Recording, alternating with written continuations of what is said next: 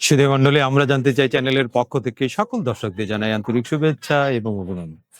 সুধী মণ্ডলী, মানব জীবনে ডায়াবেটিক একটি মারাত্মক রোগ। এই রোগের ভয়াবহতা এবং এই রোগের ব্যাপকতা আমাদের দেশে এখন এত বেশি যে আমরা অনেকেই বিভিন্ন কারণে অসুস্থ হচ্ছে, কিন্তু আমরা বুঝতে পারছি না কি কারণে হচ্ছে। আমাদের সাথে আজকে গুরুত্বপূর্ণ আলোচনা করার জন্য আছেন doctor Yasmin Akhtar, endocrinologist, head of the department BMC. প্রথমে জানতে চাওয়া আপা আপনার কাছে সেটা হচ্ছে, এই যে ডায়াবেটিক হচ্ছে, মানুষ তো এই ডায়াবেটিকের কারণে আহ, সে বুঝতে পারে না যে আমার তো ডায়াবেটিক আছে, কই আমি তো কোনো এফেক্ট করছি না। আসলে কি ভয়াবহতা অপেক্ষা করছে তার ইনডিসিপ্লিন লাইফ যদি লিড করে।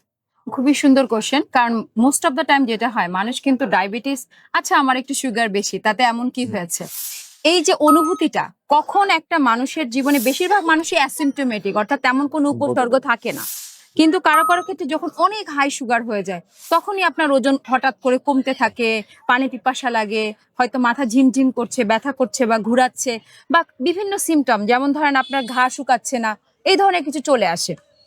কিন্তু আপনি বেশিরভাগ মানুষ বুঝতে পারে না, হঠাৎ হার্ট অ্যাটাক নিয়ে ভর্তি হয় হসপিটালে, তখন ডায়াগনোসিস হয় ডায়াবেটিস। তাহলে হার্ট অ্যাটাকটা কেন হলো সেটা আপনাকে বুঝতে হবে। আমার আপনার নর্মাল মানুষের তো হচ্ছে না, অর্থাৎ উনার কেন হলো, তার মানে এইখানে মূল সূত্রটা ছিল ডায়াবেটিস। এখানে যে ঘটনাটা ঘটে আমাদের ক্ষেত্রে, এক্সট্রা যখন সুগার থাকে বডিতে, এই সুগারটা আমাদের বিভিন্ন অঙ্গ প্রত্যঙ্গকে ড্যামেজ করে। নর্মালি আমরা খাবার খাবো, আমাদের সুগার মাংসে চলে যাবে, আমরা এনার্জি পাবো। কিন্তু সেই সুগারটা যদি আমার প্রয়োজনের তুলনায় বেশি হয়ে যায় এবং সেটা আমার বিভিন্ন অঙ্গের মধ্যে চলে যায়, তখন কিন্তু আমার চোখ নষ্ট হয়ে যাবে এবং আস্তে আস্তে ডায়াবেটিক রেটিনোপ্যাথি থেকে বিভিন্ন জটিলতা তৈরি হয়, ইভেন মানুষ অন্ধ হয়ে যায়।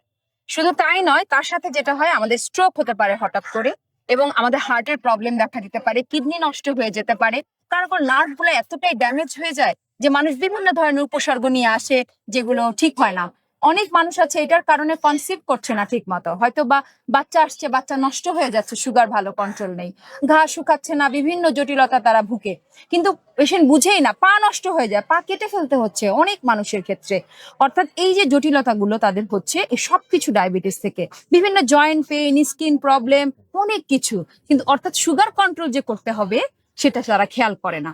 আমরা সবসময় বলি, যেটা আমি বিশেষ করে আমার রোগীদেরকে বলি, যে আমরা একটা গাছের যদি যত্ন গোড়ায় না করি, সেক্ষেত্রে আমাদের কোনো লাভ হবে না। অর্থাৎ আমাকে আগে সুগার কন্ট্রোল করতে হবে, তারপরে কমপ্লিকেশনস গুলোকে ঠিক করতে হবে। একটা পেশেন্টের যদি ডায়াবেটিক হয়, তার ডায়াবেটিক এবং নিয়ন্ত্রিত জীবনযাপনের জন্য তার প্রধান কোন ৩-৪টা বিষয় সবচেয়ে বেশি লক্ষ্য রাখা উচিত, এটা যদি একটু দর্শকদের। ধন্যবাদ। শুনেন, এটা একটা কমন পয়েন্ট, আমরা বারবারই বলছি যে ডায়াবেটিস নিয়ন্ত্রণ করতে হলে আপনাকে খুব ভালো জীবনযাত্রা মেনটেন করতে হবে, অর্থাৎ খুব ভালো খাদ্য অভ্যাস, ভালো ঘুম হতে হবে, এক্সারসাইজ করতে হবে। এটা হচ্ছে সবার আগে। এই জিনিসটা আপনি যেই স্টেজেই থাকেন না কেন, ডায়াবেটিসের প্রাথমিক স্টেজে, মাঝখানে, কিংবা শেষের দিকে, যখন আর ওষুধ কাজ করছে না, আপনি হয়তো ইনসুলিন নিতে হচ্ছে, প্রত্যেকটা স্টেজে আপনাকে লাইফস্টাইল ঠিক রাখতে হবে, তারপরে বাকি ওষুধপত্রের সমন্বয়ের কথা আসবে, অর্থাৎ ডিসিপ্লিন। আমরা যে কথাটা বলি, ডায়েট, ডিসিপ্লিন, ড্রাগ, 3D।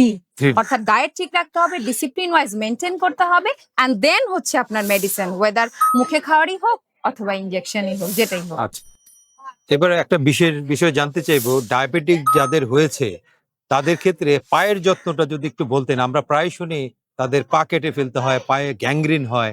এই যে বিষয়গুলো, এটা তো মানুষ, আমরা খুবই অসচেতন। এই ফুড ম্যানেজমেন্টটা কি হওয়া উচিত একটা ডায়াবেটিক পেশেন্ট? খুবই সুন্দর প্রশ্ন, কারণ আমরা সবচেয়ে নেগলেক্ট করি আমাদের যে জিনিসটা ডায়াবেটিস রোগীরা, সেটা হচ্ছে তার পা। আপনি যদি ধরেন, আপনার ডায়াবেটিস রোগীর জন্য আমরা বলে থাকি যে আপনার মুখটা পায়ের মানে আমরা মুখ বারবার আয়নায় দেখি, অথচ আয়নায় আপনার মুখ দেখার চাইতে পা দেখাটা জরুরি। অর্থাৎ মুখের চাইতে আপনার পাটা এতটাই জরুরি। এক্ষেত্রে কিছু কেয়ার নিতে হয়, যেমন গুড গ্লাইসেমিক কন্ট্রোল, অর্থাৎ সুগার তো কন্ট্রোলে রাখবেই, পাশাপাশি যেটা করতে হবে, আপনি রাতে শুতে যাবেন, যাওয়ার আগে অবশ্যই পাটা একটু লক্ষ্য করতে হবে, পায়ের আঙুলগুলোর মাঝখানে পর্যন্ত আপনাকে খেয়াল করতে হবে যে কোনো ঘা আছে কিনা, কিংবা কোথাও কোনো ক্ষত হলো কিনা। কারণ যেটা হয়, ডায়াবেটিস রোগীদের যখন অনেক দিন ধরে ডায়াবেটিস থাকে, তাদের নিউরোপ্যাথি ডেভেলপ করে, অর্থাৎ বোধ থাকে না, কখন কোন আঘাত সারাদিনে পেয়েছে তারা কিন্তু জানে না, বুঝে না। সো আপনি যদি একটু ঘুমাতে যাওয়ার আগে পাটা লক্ষ্য করেন যে আমার পায়ের কোনাগুলোতে বা কোথাও কোনো ঘা আছে কিনা, সেটা দেখা, এবং ছোট একটা মিরর দিয়ে, আয়না দিয়ে আপনি যদি উল্টা দিক করে আপনার সোলটা দেখেন, পায়ের পাতাটা এইভাবে করে, আপনি হয়তো দেখতে পাচ্ছেন না, তাহলে সেটা কিন্তু আপনি লক্ষ্য করতে পারছেন। পাশাপাশি আপনাকে খেয়াল রাখতে হবে নখ কাটার ব্যাপারে একটু কেয়ারফুল হতে হবে। আমরা অনেক সময় কোনা করে নখ কাটি, একটু স্টাইল করে করার চেষ্টা করি অনেকে, কিন্তু ডায়াবেটিস রোগীর ক্ষেত্রে কোনা করা যাবে না, তাকে স্ট্রেইট করে সুন্দর করে কাটতে হবে। কখনো যদি কোনো পায়ে কড়া পড়ে না, বাংলায় বলে যেটা, বা কোনো আঘাত পড়ে, হ্যাঁ, হ্যাঁ। তাহলে কিন্তু ওগুলোতে সহজে টাচ করা উচিত না। গুতাগুতি করে অনেক সময় আমরা কি করি, ওটাকে সরানোর চেষ্টা এই যে করি। পায়ে কড়া পড়ে যায়, ওই যে কাটি হ্যাঁ, আমরা, কাটে, এগুলা ডেঞ্জারাস। করা যাবে না। কখনোই আপনার ওখান দিয়ে ইনফেকশন ঢুকে যেতে পারে। ইভেন আপনার ফেটে গেছে, আমরা শীতকালে অনেক ক্র্যাক হয়, ওইখান দিয়েও কিন্তু আপনার ইনফেকশন পায়ে ঢুকে যেতে পারে।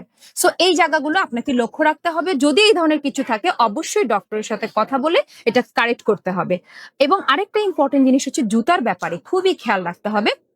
আমরা যারা রেগুলার ডায়াবেটিস রোগী শু পরি এবং সক্স ইউজ করি, অর্থাৎ মোজা পরছি, তাকে অবশ্যই মোজা পরার আগে তাকে ঝাড়া দিয়ে দেখতে হবে আমার মোজায় কোনো ময়লা বা কাটা কিছু একটা ঢুকে গেল কিনা। যে মোজাটা আমি হয়তো রিউজ করার সময় আমি পায়ে আঘাত পেতে পারি, তাই মোজাটা ঝাড়তে হবে। জুতাটা পরার আগে একটা জুতা ঝাঁকতে দিয়ে দেখতে হবে জুতাটা ঠিক আছে কিনা। এই যে জিনিসগুলো করলে সে কিন্তু বিভিন্ন আঘাত থেকে রক্ষা পাবে। এবং যখন তার পায়ে এই ধরনের কিছু হালকা আঘাত লেগেছে, তার উচিত না এমন কোনো জুতা ব্যবহার করা যাতে আবার রিপিটেড আঘাত লাগে। এই জায়গাটাও তাকে খেয়াল রাখতে হবে। পাশাপাশি আপনাকে এমন সফট এমন কিছু জুতা পরতে হবে এবং কাভার জিনিসটা থাকে যাতে আমি সহজে পায়ে আঘাত না পাই। এই জায়গায় লক্ষ্য রাখতে হবে। অনেক সময় আমরা জার্নি করতে গিয়ে ইঞ্জিন বা হিটের উপরে পা রেখে ফেলি। তো এই জিনিসটার কারণে আমার তো পায়ে বোধ নেই, অনেকের ক্ষেত্রে ওখান থেকেও কিন্তু হিটের কারণে ফোসকা পড়ে ইনফেকশন হয়ে যায়। সো পায়ের ব্যাপারে আমাদের দেশে সিস্টেমটা নেই, কিন্তু বাইরে যেটা বলা হয় পোডিয়াট্রিস্ট, যারা বছরে একবার আপনাকে আপনার পাটা কিন্তু ওখানে রেগুলার ফলো আপ করতে হয়। আচ্ছা। সো আমাদের দেশে যেহেতু সিস্টেম নেই, আমাদেরকে মানুষকে এডুকেট করতে হবে যে আপনি পায়ের যত্নটা নিন। অতএব কেয়ারফুলি, কোন একটা ইনফেকশন হলে আপনি এটা ইচ্ছা মতো অ্যান্টিবায়োটিক খেলেন, সুগারের কন্ট্রোল নেই, তখন ইনফেকশনটা নিচে থেকে উপরের দিকে উঠতে থাকে এবং পুরো শরীরেও ছড়িয়ে মৃত্যুরও কারণ হয়ে দাঁড়ায়। আচ্ছা। না, ধন্যবাদ আপা, আপনি খুব সুন্দরভাবে ডায়াবেটিক ফুড ম্যানেজমেন্টটা আমাদের বললেন এবং দর্শকরা খুবই উপকৃত হবে। সুধী মণ্ডলী, ডায়াবেটিকের কারণে সবচাইতে বেশি রিস্কে আমরা যেই অর্গানটা নিয়ে বা অংশটা নিয়ে থাকি শরীরে, সেটা হচ্ছে আমাদের পা।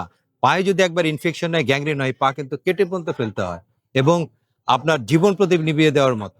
বিধায় এই জিনিসটা অত্যন্ত গুরুত্বপূর্ণ। ডক্টর ইয়াসমিন আক্তার আমাদেরকে, এন্ডোক্রাইনোলজিস্ট, এতক্ষণ আমাদের ডায়াবেটিক ফুড ম্যানেজমেন্ট সম্পর্কে অত্যন্ত গুরুত্বপূর্ণ কথা বললেন। আমাদের চ্যানেলের পক্ষ থেকে আপনাকে অসংখ্য ধন্যবাদ। ধন্যবাদ।